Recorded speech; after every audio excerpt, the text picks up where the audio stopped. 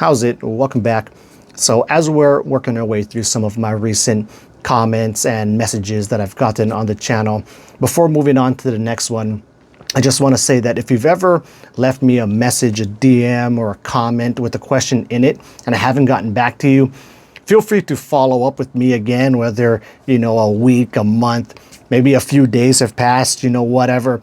Feel free to say, hey, what's up? Did you get my message? Or what, it can also be really good too, because some things I check a lot better than others, and some things are a lot easier to check than others. So like YouTube comments tend to work really well because I can just go into my YouTube studio, although even sometimes that messes up and I can just, click the button to comments that I haven't replied to, and it brings up mostly everything. It does miss some things. So it's always really easy for me to check the YouTube comment side of things. But with stuff like Instagram, sometimes if I get a lot of interactions, and then you have a comment in there, it gets really far down the list. So those can be hard for me to find again or realize that I missed. And the same thing with messages and DMs too.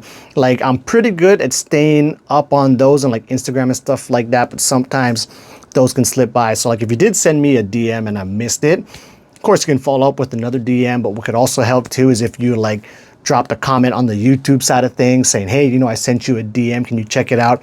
That's, a good idea to do if that ever happens to you.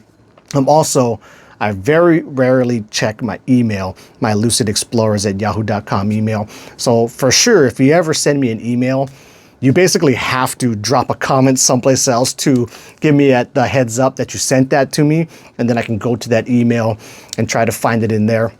So yeah, just a quick PSA on that one. So on to the next question, which is a short question, or going to be a really short response because I basically just completely agree with him. And it's from a longtime supporter of mine with a dope ass name, King Crayfish. And so he writes, what are your new thoughts, although my thoughts on this are really the same, on DMT and lucid dreaming?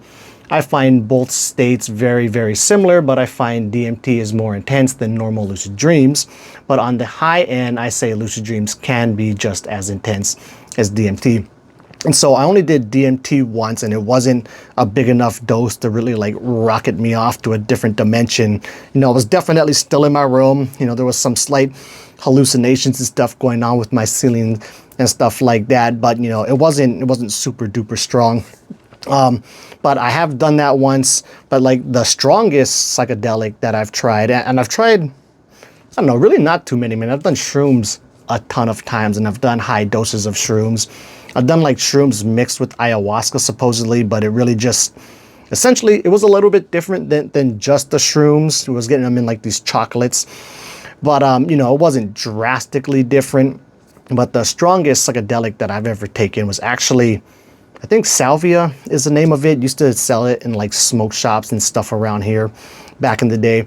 And the hardest trip I ever had of any psychedelic, but also with salvia, was the very first time I did it. And it happened to be at a party where we were drinking and all this stuff too, and it was mixed with some weed. No, it wasn't mixed with weed. It was just all salvia, in this big bong.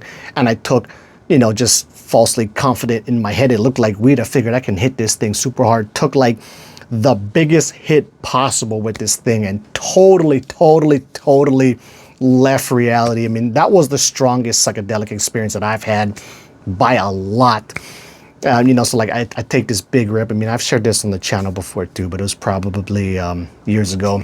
And then immediately I'm transported to this weird, really colorful place. I'm looking at my feet, and there was this a checkerboard, but with all kinds of different colors, just rocketing out in front of me like a road, and twisting and turning. And then everybody from the party was lined up, along this road and looking at me. And then on the sides, it was super colorful too, with these rolling green hills. Kind of looked like a Dr. Seuss book, thinking back on it now, but everything was pixelated in a way, but with really big pixels and super colorful. And I felt like I was melting into the checkered board beneath my feet, and I couldn't stand up. I kept thinking there was this checkered wall behind me, so I kept trying to lean on it, but I kept falling over and stuff like that. Eventually people got me to a couch, and then I felt like I was melting into the couch.